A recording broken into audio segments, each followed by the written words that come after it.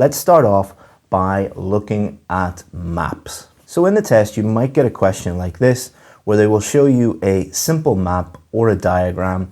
Normally, it is taking you through a tour of somewhere, so you will hear a guide telling you where to find things or where to go during this tour, or taking you on a tour of this place. Now, in this example, it is a park, but it could be a library, it could be a university campus, it could be a shopping center, anywhere at all that you might get a tour around. Now let's think about the key problems associated with listening maps. The first one is not being familiar with the specific language used to describe maps. For example, you might hear someone say to the east or in the west. You might hear someone, instead of saying next to, adjacent to, for example.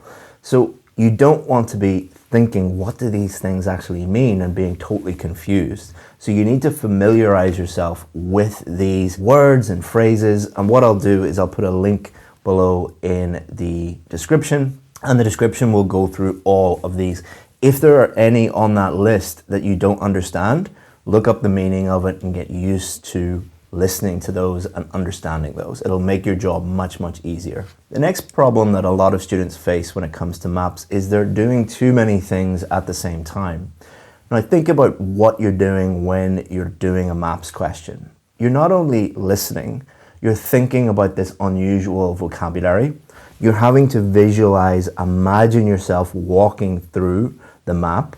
You have to understand what is being said. You have to understand the map. You have to decide the correct answers all at the same time, and you need to make notes. Now, we just talked about learning how to drive a car and how easy it is after a few years of driving it. But when you were first learning how to drive that car, everything seemed very, very difficult. When you were a little girl or a little boy, just tying your shoelaces seemed very, very difficult. When we do new things that are new to our brains, it is difficult to do these things. But how do you overcome that problem? You overcome that problem through practice.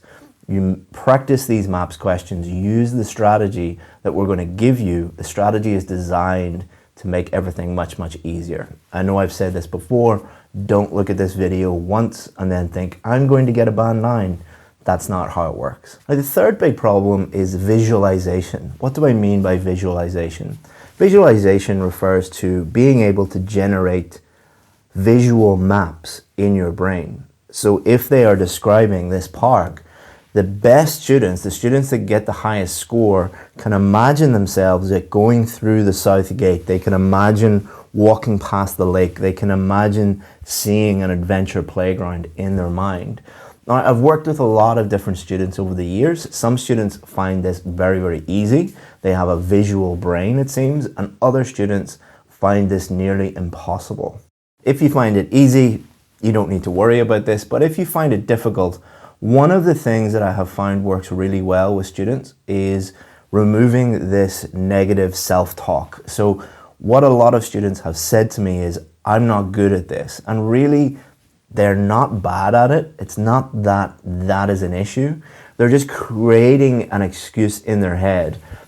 In other words, they are allowing themselves to blame this so that when they get a low score, they can say, it's because I'm not good at visualization. It's because I'm not good at maps. Really, if they were truthful with themselves, they just haven't put enough work in to improve visualization or improve maps. If you learn this strategy that I'm going to give you and use it multiple times, everything will become much, much easier. The second thing that I would say is, if you struggle with visualization, do this. So instead of trying to get all the answers correct, listen to the recording and look at the map and only focus on visualizing what is happening. This is going to make it much, much easier, and you will convince yourself, it's kind of tricking yourself into understanding that anyone can do this. It's not that you're bad at visualization. It is just that you are worried about the test, you're stressed, and naturally you will create excuses. Just listen to it, think about where you're going around the park or museum or whatever it is, and you will trick yourself into understanding that you're quite good at visualization. Okay, now let's look at the strategy for listening maps. Step number 1, read the question carefully, read the instructions carefully. So for this particular map, we need to write the correct letter, A to H. We're not writing the actual place names. We're not writing Old Museum, North Gate. We're not writing Lake. We are picking the letter and putting it in here. I know that sounds very, very obvious and I'm wasting your time, but you would not believe the amount of students that deserve a band 9 that don't get it because they don't read instructions. Make it a habit to really focus in on the question and the instructions. Step number 2, look at the map and understand the map. So for example, if we were to look at this one, what is it? It is a park. So there is one big circular path. There's a little path that goes off here. There are trees. There's a lake in the middle. There's a museum in the middle. There's 2 gates, South Gate and North Gate. Adventure playground here, glass houses here. Just basically look at the map and understand it. I know that sounds super obvious, but again, when you're under stress and you're tired and you're getting towards the end of the test, a lot of students don't do this. Next, look at the different options and think about what these might be. What might they say about these things? So let's start at the South Gate. G, there are trees, so they might say the woods in the south, or South Woods, or forest beside the South Gate. That might be those things. So you're thinking about what they might say. If we move up here, A, so think about what they might say to get to A. So if we start at the South Gate, it will say, if we turn left to go past the lake, and there is a path, or there is a trail, or there is a footpath on your left, that's going to show you where you're going to go to get to A. D, it could be the museum, it could be the old museum, but it might be new museum or new building or toilets or cafe beside the museum. B and C are going to be next to the adventure playground. B is going to be as you go through the North Gate, so they might start at the North Gate. C is going to be next to the adventure playground. F will be beside the glass house. It might be the glass house, or it might be something next to the glass house. And then H might be something next to the glass houses, or it could be the wood or the forest or something like that.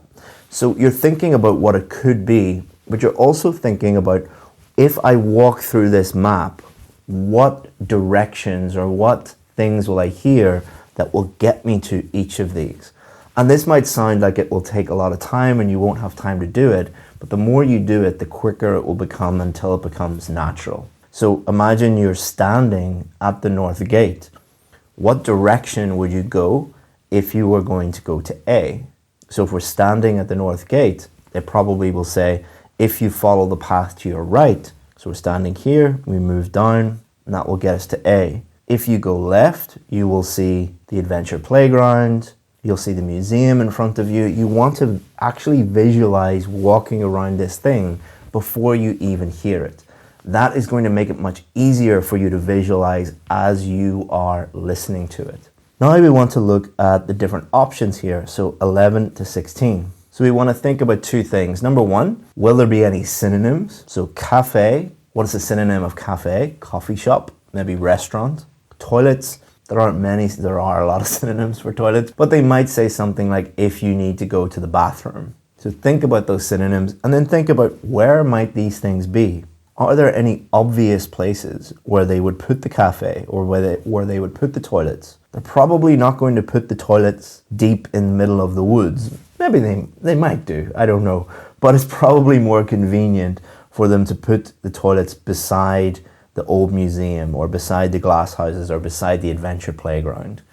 Same with the cafe. The cafe is probably going to be next to the old museum, for example. Wildflowers, so wild means people are not really curating it, people are not doing anything to it, so that's probably going to be out of the way. It's probably going to be A or G or maybe H. So by following all these steps, before the recording even starts, you're just making everything easier and easier and easier. Now, if you take 2 students, one is really, really good at listening and they don't follow those steps, or you have a student that is not very good at listening, but they follow those steps, The student that is not very good at listening will get a higher score than the student that is good at listening. That's how powerful these strategies are. And the next step is to listen to the beginning of the talk very, very carefully, because this is going to tell you where the talk begins.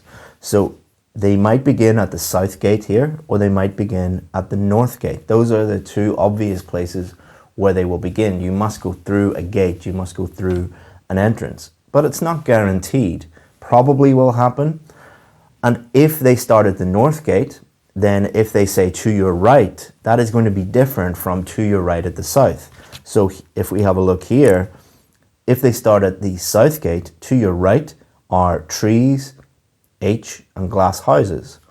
But if we start at the north gate, to your right, we're going down here towards A. So you need to really listen carefully to the beginning so that you understand where you're going. So now the recording is starting. You want to try to visualize actually walking through these places. You can close your eyes if you want. Probably not a great idea because you have to take notes, but try to actually walk down the paths. Try to actually imagine that you're walking past the glass house, past the lake. What is to the right of the lake? What is to the left of the lake? As we go past the adventure playground, what is here? If they're talking about a bend in the road, what are they talking about here? This is really going to help you. And as you are listening, you can make notes if it's paper-based test and think about what the correct answers might be. The next step is to be very careful with traps or distractors or tricks they might play on you. For example, they might say, let's start off at the south gate, and to your left used to be the cafe, but we moved it next to the old museum. So if you put G for cafe, you would be wrong. So they said, we used to have it there, but we moved it over here. They will often talk about things closing down, they moved things, they might be building something in the future. So they might say the opposite. They might say, well, we're going to build a cafe, a new cafe to the left of the south gate here, but that's going to take a few years. If you want something to eat, you should go next to the old museum. The right answer is going to be D. So they're not really trying to trick you. They're just setting you little challenges to help determine who's really band 9, who's band 8, who's band 7, who's band 6. The next thing to be aware of is signposting language. So signposting language is things like, let's start off at the south gate. They're little flags, little indications about where they are. So let's start off at the south gate, and if we go to the left here, you will see the beautiful lake. Now let's go back. So they're going back here, and let's go past the glass house. Let's finish off at the north gate. Think about this signposting language. Literally think of it as signposts on the street. They're giving you directions. This is going to help you understand where you are, navigate the map. And then finally, choose the correct answers. And if it's paper-based, transfer them over. If it is computer-based, just choose the correct answer. If it's computer-based, it will normally be just a drop-down menu with like A, B, C, D, E, F on it. Now again, I know I'm repeating myself. Do not watch this video and think, I've mastered IELTS listening, maps questions. Get some practice tests, get real practice tests. We'll show you those in the video and practice that strategy, and it will become much, much, much easier. A lot of the students that I work with, they say, I hate maps, I'm not good at maps. Well, how many times have you actually practiced the strategy? Once or never. Also, what you should do when you are practicing maps and practicing these strategies is go slow, all right? If you need to rewind and play the recording multiple times, in this scenario, that is absolutely fine. Because what you're doing here is you're trying to learn the strategy. You're not trying to perfect the correct answers. You're not trying to judge your ability. Start off very, very slow. The goal is for you to master the strategy and become comfortable with maps, and then get a little bit faster until you are at exam speed. Again, using the driving analogy, you don't go and drive 100 miles an hour in lesson 1 of your driving test.